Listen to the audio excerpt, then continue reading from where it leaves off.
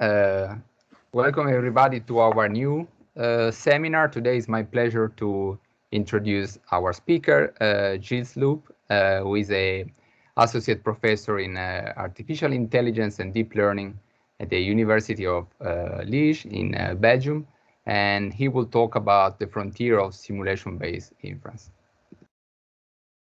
All right, so thanks for the invitation. So it's my pleasure to be here among you today.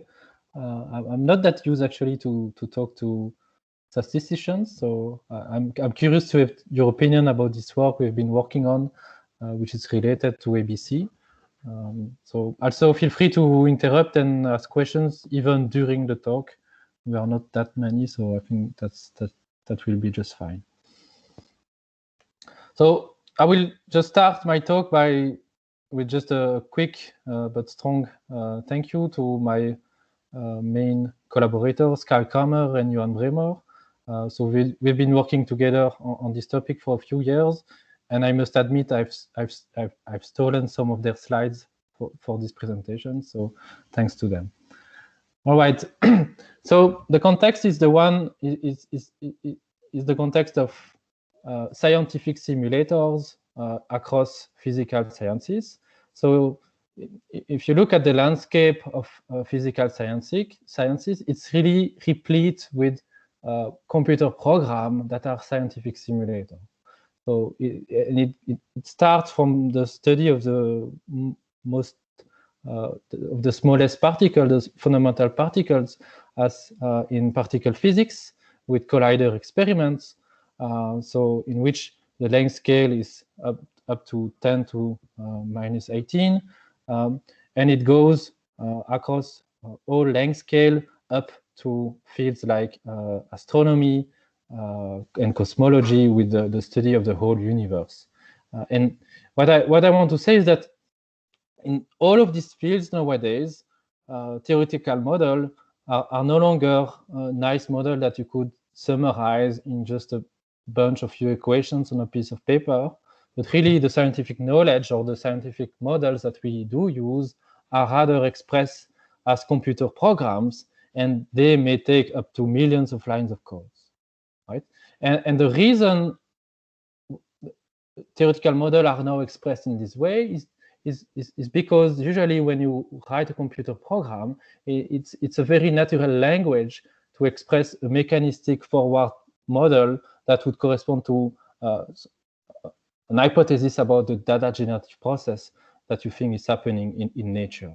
And so this is true, as I said, for collider experiments, and this is an example that I will use today, but you find, for example, scientific simulators in molecular biology, in proteomics, in neuroscience, in robotics, in the study of ecological system, in population genetics, in epidemics. Epidemics, of course, is something we know.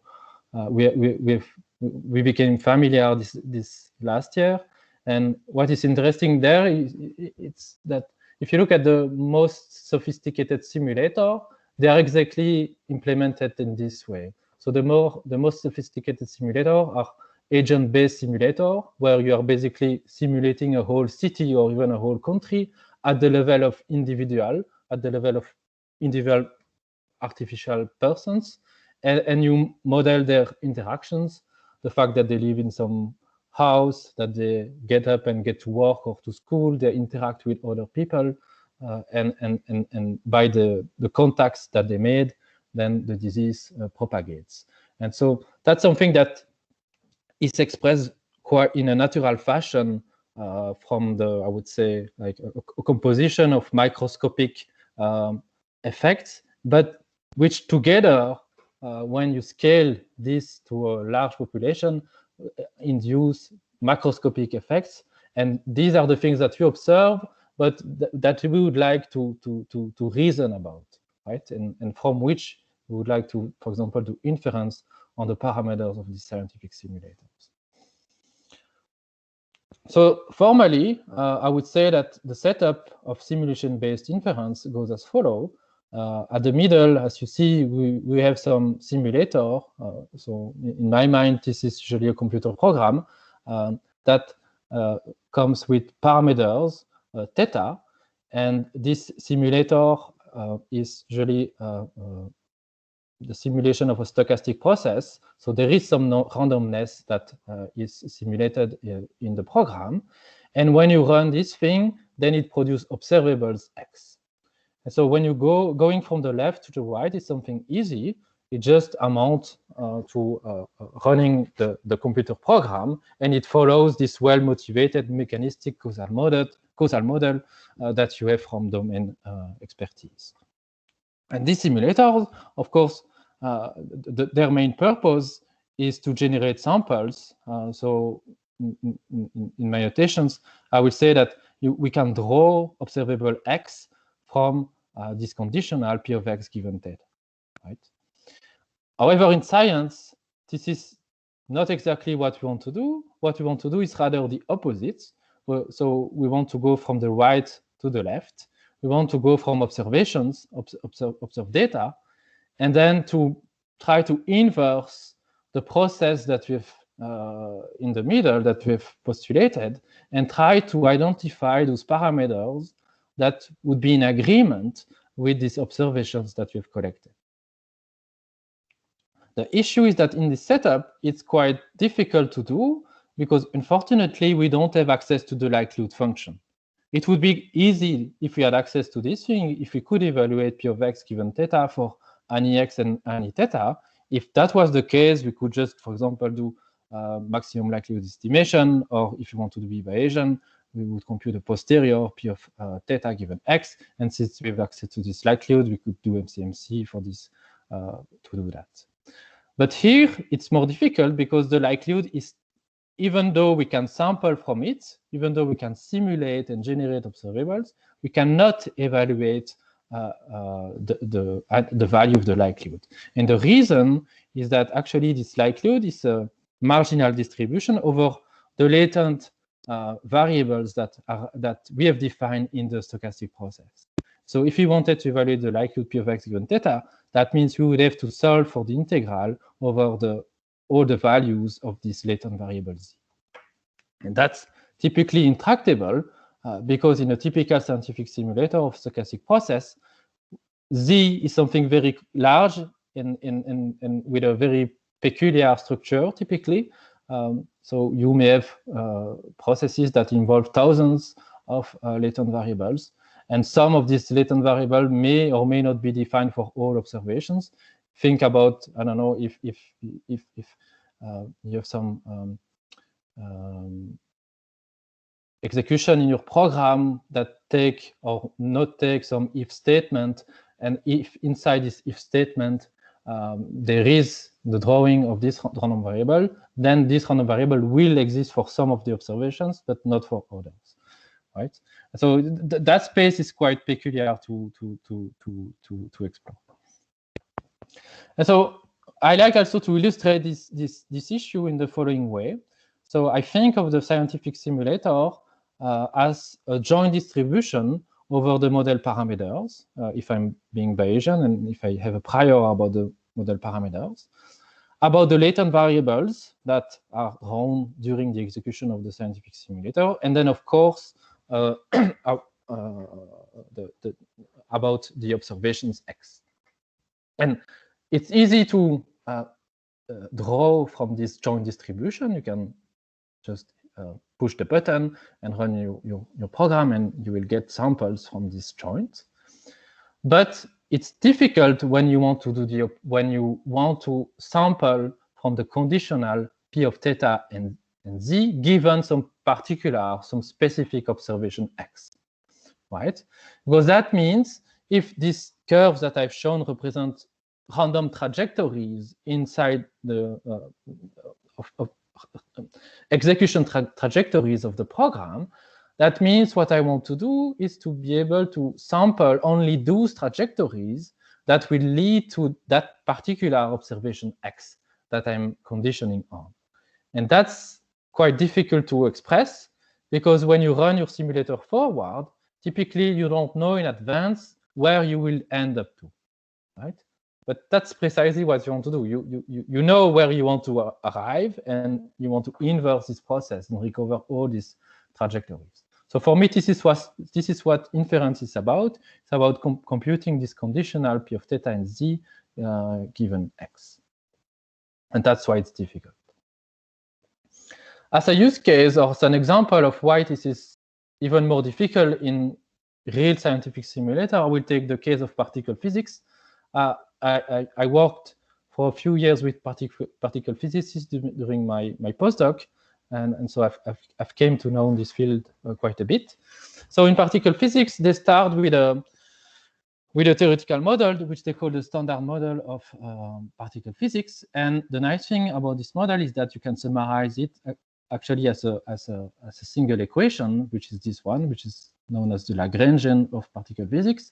And in this equation, there are about 15 to 20 parameters that, of course, you would like to measure or infer or estimate given some observed data, right?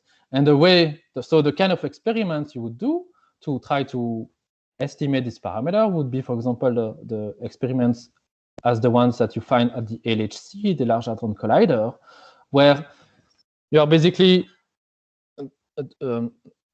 producing high energy collisions, for example, of two protons or two beams of protons. And when they collide, they basically disintegrate and produce new particles that are very unstable, and then they decay themselves. And what you basically observe in the experiments are the outcomes, the debris, in a sense, of these collisions. And that's what is recorded in this gigantic detector. And the nice thing is that all of this can be simulated and is simulated from the very first instant at the generation phase at the moment of the collision up to how the detector itself and all the electronics and the materials of that detector would interact with the outgoing particles coming out of the collision.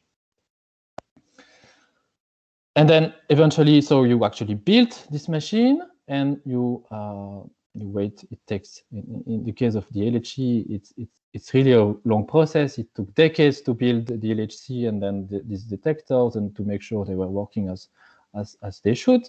But eventually, you have your experiment and you start collecting data, and that's your real observations. And now that you have this X, what you want to do is to unroll, to inverse this process and go back to the parameters of this equation, right?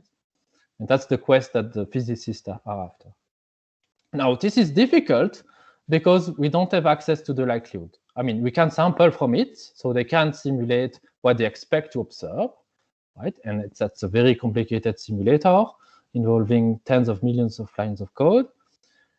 They can generate this data, but they don't have access to the likelihood. And the reason is that the data generating process that they assume is quite complicated and involve different levels of randomness.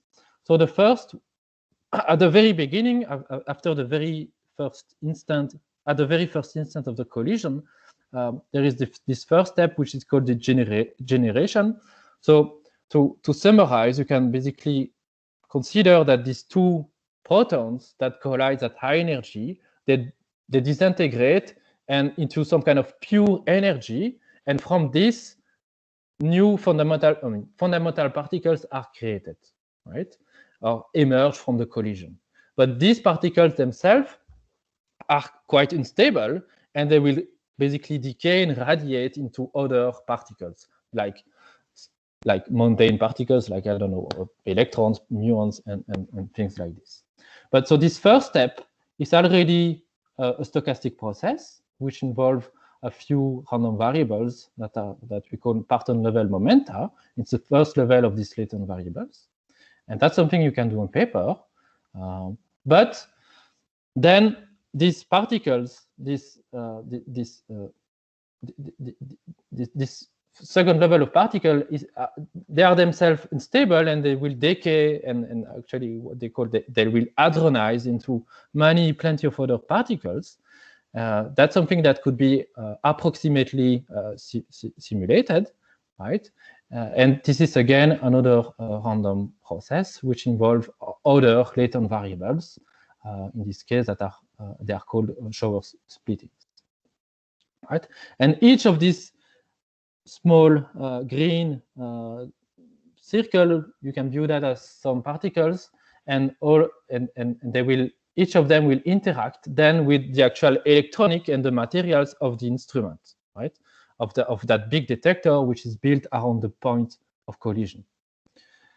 And so, for example, they can simulate how an electron would interact with the electronics, how other particles like muons would not interact with those, but maybe with some other part of the detector, in this case, the calorimeter, and so on and so on. So they can simulate what they would collect as raw data, and then given the simulated raw data, they can also simulate how the software that would read this data would basically reconstruct some important features, right? And eventually, that would make for the final observables that they would record in a file somewhere.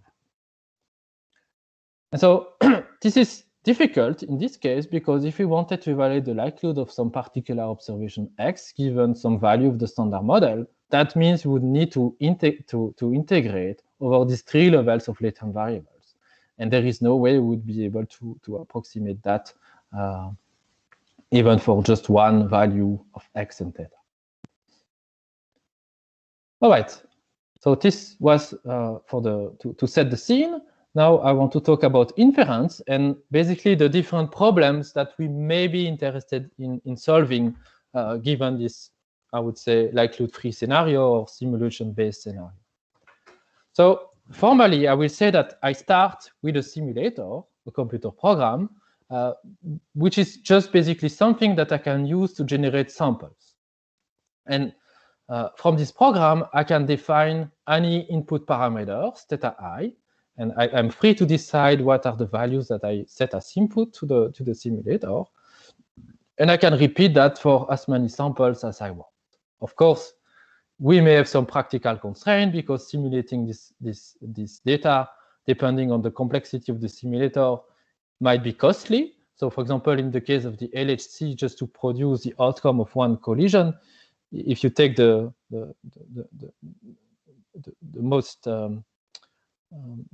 their most precise simulation, it may take up to 15 minutes to generate just one fake observation.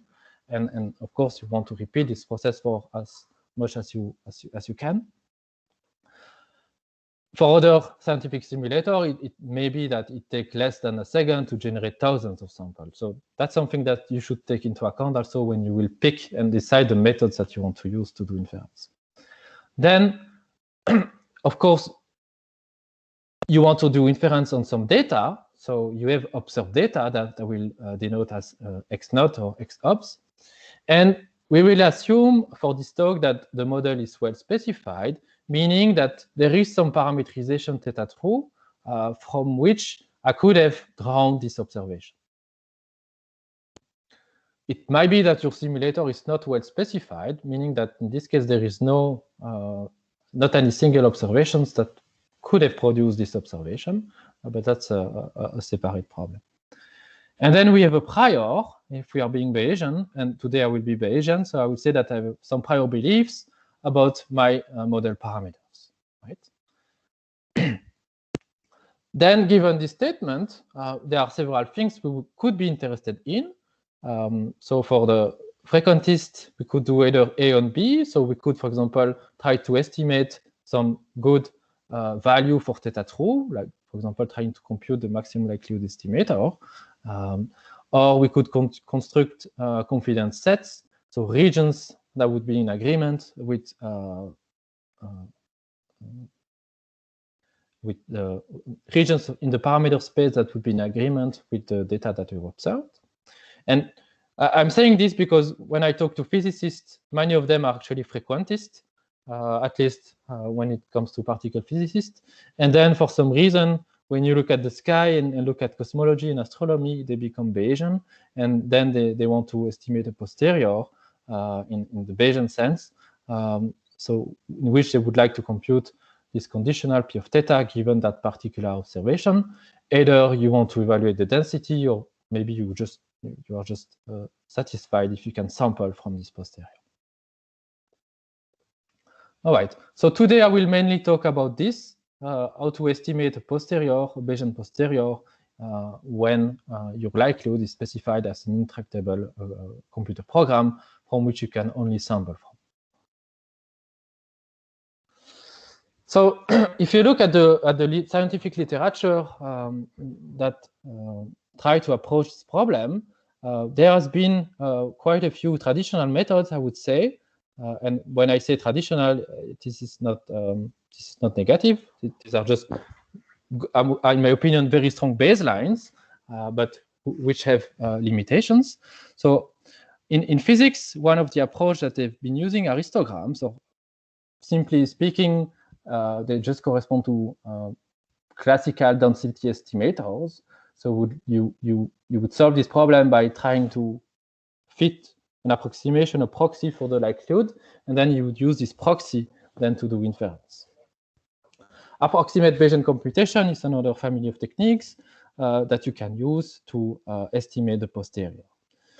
And one of the things I would like to talk about today is how machine learning and deep learning have been basically pushing this frontier that you see here in blue towards to be able basically to address problems that are in which the data is the dimensionality of the data is increasingly larger and larger. So, for example, if your observations are images that may be made of several thousands of pixels, that's something that you can now deal with thanks to machine learning, or in along this other dimension, when running the simulator is something which is costly. If it takes, as I said, 15 minutes to just produce one observation, or if it takes less than a second to produce thousands of them, then this should also inform the kind of simulation, the kind of inference algorithm that you should pick.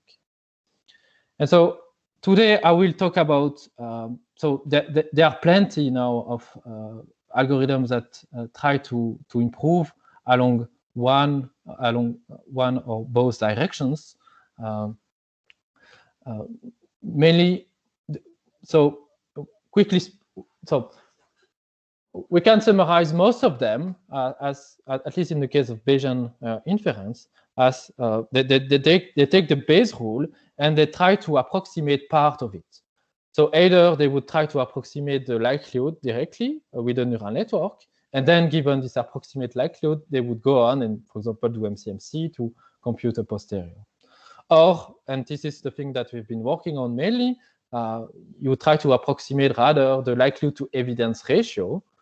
And once you have this piece, then you don't need MCMC anymore. You get a direct posterior, or you could also directly aim for the posterior itself with density estimators. There are other techniques, of course, like you could try to learn good summary statistic and then plug that back into, I would say, more traditional methods. Then there is also this dimension, but I will talk about that later on. It's not too important for now. So if you look, so I will start with ABC, and then I will move on to ratio estimation techniques. So ABC, we could summarize it in this way, at least for the vanilla formulation of the algorithm. So you start with your prior beliefs about the parameters. And then what you do is that you draw realizations from this prior. You plug these values into your simulator that produce some observables. You reduce the dimensions typically of this observable through a summary statistic that produce then X prime. You project also your observed data through the same summary statistic function that gives you X prime of the observation. And then what you do is that you compare basically the summary statistic for the simulated observation and the actual observation. And if the difference is small enough for some definition of close, so you have to define a norm, and and you have to define a threshold, then you would say that, okay, this parameter value is actually in agreement with the observation, and you would keep it. And you would repeat that as much as you can. And when you stop, you would basically collect all the theta values that were in agreement, right? And from those, you would approximate your posterior. So this would work. And the nice thing about this algorithm is that as this epsilon, the threshold, will get to 0, tends to 0, then indeed this approximate posterior that you would be computing would also tend towards the true posterior. So this is nice. The issue is that for a practitioner, there are a few questions that he should answer. The first one is, what good summary statistic should he pick? Because that's actually quite important how you project the data. It's important to improve, of course, the efficiency of the algorithm, but also you don't want to project the data in an arbitrary fashion, because you don't want to lose information which may be relevant for posterior inference. Also, how should you pick epsilon? How should you pick the threshold? If epsilon is small, that's good, because you will tend towards the posterior, but at the same time, it will reduce the efficiency of the algorithm. If it's too small, then it means it's very likely that plenty of parameters and simulations will have been done for nothing, because there will not be, that norm will not be below the threshold. And so if running the simulator is expensive, that's something you want to avoid, of course. And the same for the norm. How do you define a distance, right? That's problem specific. Also, at the end of the day, what you obtain are just samples from the posterior. You don't have yet a tractable posterior. And if you change the observation, you would need to repeat this whole procedure again. So one of the things we've proposed to try to improve upon these issues is to what we call amortization, and how we can amortize basically the Bayes rule. And so if you look at the Bayes rule, the classical Bayes rule of the posterior P of theta given X is classically defined as the ratio of the likelihood times the prior over the model evidence. And it's interesting to know that this same thing can be rewritten as the product of the likelihood to evidence ratio, which is a function of both the data X and the model parameters times the prior. And so here what we'll try to do is to try to approximate this likelihood to evidence ratio. And the nice thing I'm telling you is that you can use machine learning to actually learn this function, or to approximate this function, even when neither the likelihood nor the model evidence can be evaluated, right? So when you are in the case of likelihood-free inference, where you can only sample from the likelihood, you can still learn this likelihood to evidence ratio. So the trick is known as the likelihood ratio trick, and the idea is quite simple, is to basically define a binary classification problem in which you would have data of two types, of two categories. You would first use your simulator to produce samples from the joint P, X, and theta, right? And what you would do is that you would label all these pairs, X and theta, with, for example, class 1. Right? That would be the first class, the first category of your binary classification problem. And then what you would also do is that you draw pairs, X and theta again, but now from the product of the marginal Px and P theta. And what you would do is that you would label all these pairs with class 0, the negative class.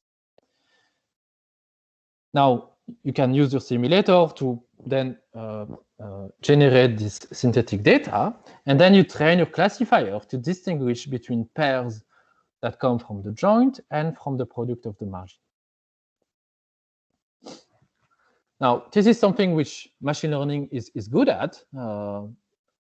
Binary classification is something that neural networks have become very good at solving. And from statistical learning theory, we know that if we had enough capacity and if we could, if the data set was sufficiently large, then eventually the optimal classifier that we would find, which I denote as D star, would be a classifier which for any pair x and theta produce as output this decision function, which is defined as the ratio of the joint likelihood over the sum of the joint likelihood plus the likelihood of the marginals, right? So that means when you train your neural network, for example, to solve this binary task, you will approximate this function. Right? And so let's just assume for a moment that, okay, this is the thing we would obtain, right? We would approximate would approximate this function exactly. Then what you could do is to take the output of your classifier, so this, and you take the ratio between this output and 1 minus the output. And if you do that, you can do the calculations. It's trivial, but what you would obtain then is the ratio between the joint likelihood and the product of the marginal likelihoods. And here, so you could then factorize the joint as using the product rule to rewrite it as P of theta times P of x given theta, right? And in this case, the two priors would cancel, and you would be left with this, which is the quantity that we were interested in. It's the likelihood to evidence ratio, P of x given theta over P of x, right? So this is quite nice, because now what I have is a way to approximate this function. And if I'm doing a good job at building this approximation, then I have a direct way also to approximate the posterior. Because now if I want to evaluate the posterior at any theta and x, the only thing I have to do is to do a forward pass through this neural network that gives me the likelihood to evidence ratio value. I combine this with the prior density, and that gives me back the posterior density. Okay, so if we summarize this procedure, this is what we have. We start with a simulator, we run it to produce some synthetic data that we then use to build this binary classification problem. We train our neural network, a classifier. Something I've not really insisted on is that this classifier takes indeed both the observable, the x, and the model parameters as inputs, right? And you may or may not need to be smart in then how you architecture the neural network, depending on the nature of this data. But other than that, the classifier would be trained as usual, for example, by minimizing the cross-entropy loss. That would give you a good enough model, and you would say that this then can be used to approximate the likelihood to evidence ratio, from which then you can do posterior inference for any x and theta. And the nice thing about this is that now also by doing this, you've amortized the inference procedure. If I want to compute a posterior for a new observation, I don't have to repeat step 1 and 2. My neural network is there. I just have to change its input. That will give me, through a forward pass through the network, a new value for the likelihood to evidence ratio. I add it, I multiply that by the prior density, and I get this new posterior. So this is what I mean by amortized, is the fact that once you've trained this thing, which may be costly, I agree, then inference has become very cheap, and you can repeat that for as many observations as you want. And that's, of course, that depends on the kind of scientific setups you would be in. There are scientific disciplines where you would have maybe 1 or 2 observations, and that would be it. But in some others, you would have thousands of them, and you would like to repeat this inference over and over. Another thing which is nice is that you could also make MCMC likelihood free. So as you know, I suppose, if you look, for example, at Metropolis Hastings, to run this algorithm, you need to be able to evaluate the likelihood function at least up to a constant multiplicative factor. And that's really the requirement. Here, we will be in a setup where we cannot do that directly, because there is no way we'd be able to evaluate this likelihood. But if you learn this likelihood to evidence ratio, you could use it as a replacement. And that's quite easy to notice, because typically in metropolis testing or variants of this algorithm, at some point we draw a candidate for the parameters, right? And then we either keep or reject this parameter by first computing an acceptance probability, which is a function of the ratio of the posteriors, the posterior density for the candidate over the posterior of the current value in the chain. And since it's a ratio of posterior, we can rewrite it as a ratio of the likelihood times the prior over the model evidence. This evidence cancel out. That's good. Then we are left with a ratio of priors we can evaluate. And this ratio of likelihoods, that's something we cannot evaluate, but they would be equivalent to a ratio of ratios of likelihood to evidence ratios, right? So we could replace this P over P as R over R, and that would give the correct answer. So this is nice, because even though this would give you a direct access to the posterior, if you want to sample from this posterior, then you need to have a procedure for that, and MCMC is well suited for this purpose, and you could do it with the artifact that you have learned during training, right? This likelihood to evidence ratio. All right.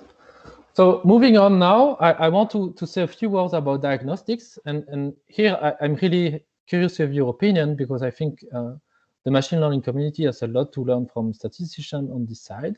Is that if you look at all these papers on simulation-based inference, I mean, in my opinion, one of the elephant in the rooms in this literature is that at the end of the day, you get approximate posteriors, but no one knows if these posteriors are correct or far from or almost correct or completely wrong. So, and the issue is that it's quite difficult, because of course we don't have the grand truth posterior to compare against. So how can we diagnose and make sure that the kind of inference result that you obtain can be trusted, and can be trusted then, of course, to make to help scientific disciplines, because they want to base their decisions on what they infer. And so here I will just skim over a few diagnostics that you can use to at least assess that the approximate posterior that you obtain is not too wrong. And here I'm really choosing my words. I'm not saying it is correct. I'm just saying it's not wrong. So a first thing which is typical when it comes to use the result of this procedure is, for example, to compute confidence regions or credible intervals. And from this, then take a decision, make a statement about the value of the parameters. But of course, you would like these credible intervals to be well calibrated. Otherwise, they are just nonsense. And so here, what we've been doing in a few papers is to look at the coverage, which is a simple frequentist test that you can use. And what you would do is that you would draw pairs from the joint. You would put them all in a validation set, right? And then you would compute for each of them the 1 minus alpha credible interval based on your approximate posterior, so P hat of theta given x, right? And then you would basically count the fraction of samples, the fractions of pairs, for which theta is indeed contained within this 1 minus alpha interval, right? And we will call this fraction the empirical coverage probability. And then if you repeat this for quite a few pairs. And if the empirical coverage is larger than the nominal coverage probability 1 minus alpha, then we would say that the ratio passes the diagnostic. Of course, what you would like is for this empirical coverage probability to be as close as possible to 1 minus alpha, right? But here what I want to insist on is that if it's larger, then in my opinion, it's fine, because you are just being a bit more cautious, a bit more conservative, right? But what you should really not do, at least when it comes to use this to produce scientific result, is to have an empirical coverage probability which is actually smaller than the nominal coverage probability at 1 minus alpha. If it's smaller, then that means you may be rejecting things that you should not reject, right? And that's just wrong. Another thing that you could do to convince you that this likelihood to evidence ratio is close to the actual likelihood to evidence ratio is to check if the posterior that you obtain converge towards some nominal values theta star as you condition on more and more observations, right? So in this case, if you compute the posterior over theta for theta conditioned now on a set of observations, right? And you assume that this set of observation, all of these observations from this set have been generated conditionally on theta, right? Then you can rewrite, I mean, you would have the Bayes rule again, and you can, what is nice is that you can rewrite it in terms of a product of ratios of ratios, where these ratios now are evaluated not on the set, but on the individual values of the set, this small x. And if you do this exercise on synthetic data, so you pick first some value theta from your prior, you fix it, and then for this same theta, you generate several observations, right? As you increase the size of this set, what you should observe is that the posterior will shrink towards that value of the parameters that you have used to generate all these observations. If that's not the case, then it probably indicates that something is wrong in your procedure. And in our case, that the ratio is not properly approximating the correct likelihood to evidence ratio. And finally, a third thing that we did to evaluate the goodness or to assess the correctness of the ratio estimator is to use it to reweight the marginal model Px. And so the idea is quite simple. If you take samples, so you fix some theta value, right? And then you draw samples from your simulator, so you draw from the likelihood Px given theta, right? That gives you sample that you label with class 1, right? And then if your ratio estimator is correct, what you could do also is to obtain actually the same distribution Px given theta, is to reweight, so to assign sample weights to samples that would have been drawn from Px, right, unconditionally and without looking at theta, but you reweight this x by the likelihood to evidence ratio. And that this reweighted sample for a classifier should not be distinguishable from samples that would have been actually drawn from the likelihood, right? So if you train a classifier to distinguish between these two, if the classifier manages to tell that there is a difference, then that means that the ratio is not correct, right? And that it could be certainly be made better. And if for example, the raw KUC performance of the classifier is close to random, so 2.5, then it probably means that you are doing a good job at estimating this ratio. It may also mean, to be honest, that the classifier that you are using to assess this is also not appropriate, not good enough. All right. So I will maybe speed up a bit to show you a few applications of these algorithms. So I told you about particle physics. We've been applying that to consider extensions of the standard model, and we have shown that compared to what physicists are currently doing with traditional histograms to do inference on summary statistics, we can do much better with machine learning techniques.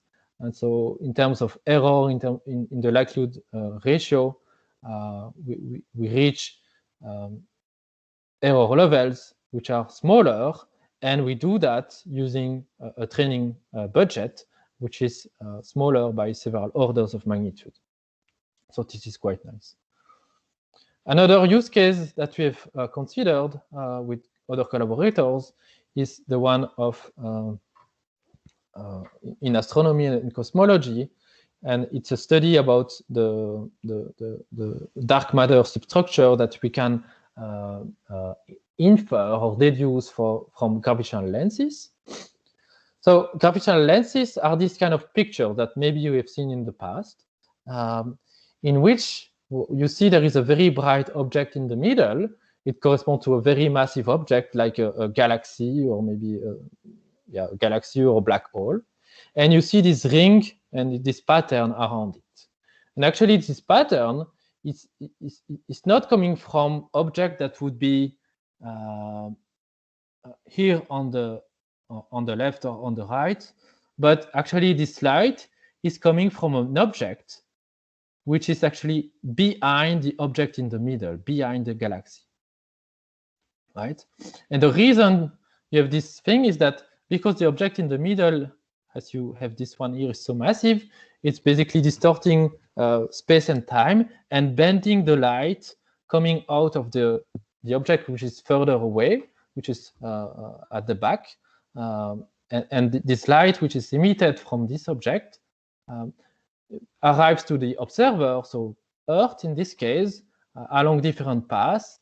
And this is why you have this ring pattern which emerges, because, for example, the light could go from the left like this and be bent in this way, or be bent in the other way around, or from above or from below. So this is what we call gravitational lenses. Now, the second thing so what is nice is that from these observations, we can use these observations to test and probe a few models, and in particular models about dark matter. And one in this study, what we did was if dark matter exists, then it should be it should exist in clumps, and there should be some law which governs the distribution of these clumps of dark matter in the universe. And so that's basically saying how this should be distributed. And also, because these clumps have some mass, they should have an effect. They should also gravitationally interact with lights. And that means they should have maybe a tiny, but an effect on the gravitational lenses that we do see like these ones. And so this is what we did. We had the simulations for that, where from which we could simulate gravitational lenses with dark matter around the object in the middle, and depending on the parameters that we would set, that would govern how these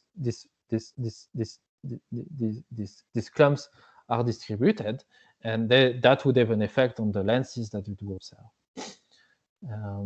And so in this, I think this is nice because this is showing an example of some not too trivial kind of observations. These are images, and so they are ingested in our case by a neural network, a ConvNet, and this ConvNet then is used to estimate this likelihood to evidence ratio, and we can use this ratio to estimate the posterior probability over not one but a set of observations. And this is what we do here in the animation. And you see that here, and this is also an example of this diagnostic, as we increase the number of observations, the posterior indeed collapse on the parameter values that we use to generate, in this case, the synthetic observations, meaning that what we are doing is not too bad. Okay, and then one last example, still from cosmology and from the study of dark matter. It's about stellar streams. So if you look at galaxy, like here the Milky Way, in the Milky Way, there are what we call around it, there are streams of stars, like this one here, which is called the GD1 stream. There is another one further away, which is called Palomar 5. And what we observe by just looking at the stream, just look at the sky, is that in GD1, there is a gap. If you look at the density of stars in the stream, there is a gap, for example, as the one shown here. And physicists are trying to understand where does that come from? How does this gap came to be? And one of the explanation for that is again dark matter. And the fact that if dark matter is indeed distributed in clumps, then this may have effect on these streams to the point that they could basically kick out some of the stars in the gap. And so this is what is shown here in the video as well, where you would have a simulated stream, and which is non-perturbed at the top, and at the bottom, this one is perturbed by the impact of a dark matter subhalo. And that basically removes or kick out some of the stars, and that gives an explanation for this gap. And the nice thing about this is that you can use now this indirect observation as to do inference on properties, for example, of dark matter. And one important property is the mass of this hypothetic particle, if it exists. So before I show you some results about the physics in terms of the methods, it's exactly the same as before. We have a neural network that takes as input now an observation of a stream in the form of some kind of histogram like this. This is our observable X. We can simulate them as well. The neural network also ingests the model parameters. In this case, it would be, for example, the age of the system that we are considering, and the mass of the dark matter particle. We train this thing using this binary classification problem. We obtain this log ratio estimator, and then we can use it to obtain a posterior. And I wanted to show you this one because in this study, we went over this diagnostics that I was telling you about. And when it comes to, for example, the 68 or the 95% credible regions, if we compare the empirical to the nominal probability, we are close to the nominal one, so which is reassuring. So, for example, for the 68% credible regions, the one we obtain with the ratios are close to that. It ranges from 66 to 67 or 68 even, and for the 95%, it's correct up to the second digit as well. It also converges nicely as we increase the size of the observation set, at least for synthetic data. And when we do this RockIUC score diagnostic, we obtain results which are not perfect because we get a classifier which RockIUC is about 0.57, meaning that classifier is able to tell a difference which would not be there if we were reproducing exactly the actual likelihood to evidence ratio. Okay, and at the end of the day, all of this is used from the physics point of view, to make one of these plots, which is in this case it's the posterior density over one of these physical parameters, the mass of the dark matter particle, and that's it. So from like a statistician or computer science point of view, it may not seem like that important, but actually this is, I mean, and this is on synthetic data, but the point is from this, you can basically exclude two family, so there are two competing theories when it comes to dark matter, and it basically amounts to a model where you have cold or warm dark matter. It's called CDM for cold dark matter, and warm WDM for warm dark matter. And it's all tied to the mass of the dark matter particle. If the mass is high, right, then it's rather a cold dark matter model. And if it's, on the other hand, if the mass is a low value, it's rather a warm dark matter model. And here, from these preliminary results, it seems that it's more likely, or it suggests a preference towards CDM over WDM. And so that means there are, like, how should I say this? It's like you can basically reject a whole theoretical framework from this posterior only, right? All right, then let me conclude. So the title of my talk is the frontier of simulation-based inference, and I've been telling you about this this picture. So what I've presented today are I told you about a bit about ABC, and then neural likelihood ratio estimation through the means of this binary classification. What is nice I believe is that this frontier is really pushed towards one or both directions these days. So if you look, if you consider improvements coming from the machine learning community, they mainly they give you access basically to data that are of higher dimensionality. So dealing with images is no problem for a neural network because it comes with good inductive biases for treating this kind of data. And so even though the data may be in the thousands or the millions of dimensions, it's fine.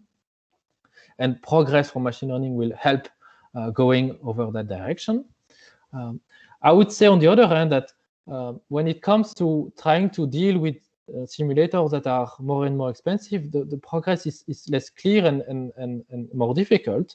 So there has been a few, there are a few algorithms that are basically variants of these algorithms that I would call sequential method, and that will try to approximate, for example, the likelihood of the posterior or the likelihood to evidence ratio to be good only specifically to model the posterior of the particular observation that you are given, right?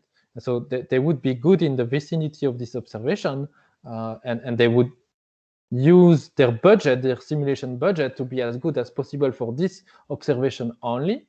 And you would do that by trying to approximate greedily the posterior and trying to refine and produce or calling again your simulator to produce samples in regions where you want to improve because you think this is the region that corresponds to your posterior, and you will basically discard all the other regions that are too far away from the region of interest. This is one thing. Another work that we proposed a few years ago is the concept of gold mining, and I think this one is quite interesting. It's about basically instead of considering the simulator as a black box, is to say that no, actually, I'm a scientist. I've actually written this simulator. I know quite well what is inside, and I want to make use of this knowledge. And so in a few papers, we show that there are some quantities, like, for example, if you manage to extract the joint likelihood, so Px nz given theta, which is something typically you can do because it's only you basically discard this integral and you focus on one z only. Then you can use this quantity to to define new losses, and these can be shown to drastically improve the number of simulations that you would need to reach some level of performance. And so we call that gold mining because it's kind of gold. If you manage to get this information, it will be very beneficial, but at the same time, it's difficult typically to extract because these simulators are not ready for this purpose. They've not been written in this way. Okay. And so, yeah, this is what I said, except with the arrows, I would say that are trying to expand this frontier in one or the other directions. So if you want to know more about that, I really invite you to read the review paper we wrote last year or 2 years ago. Yeah, it's already in 2019 with my co-authors, Kyle Kramer and Johan Bremer, where we discussed the landscape of simulation-based inference and how recent developments from machine learning are pushing the frontier further to tackle new kind of problems.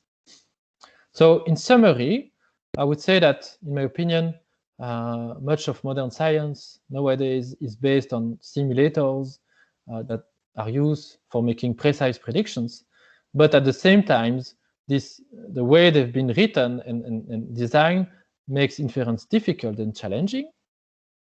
Fortunately, I believe machine learning enables powerful inference method in this context, and they've been shown to work in problems from the smallest to the largest scale. So if you go back to this picture where I was showing different examples of physical sciences and simulations, actually these same ones, we picked these ones because we know there has been work where they've been applying simulation-based inference. And finally, what I want to stress is that further advances in machine learning, I believe, will translate not only in progress in machine learning for the sake of machine learning, but will translate into scientific progress across various disciplines.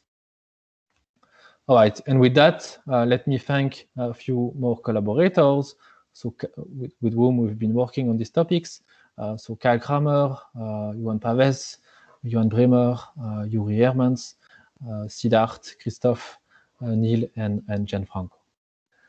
And if you want to get all the details, there are a few more papers at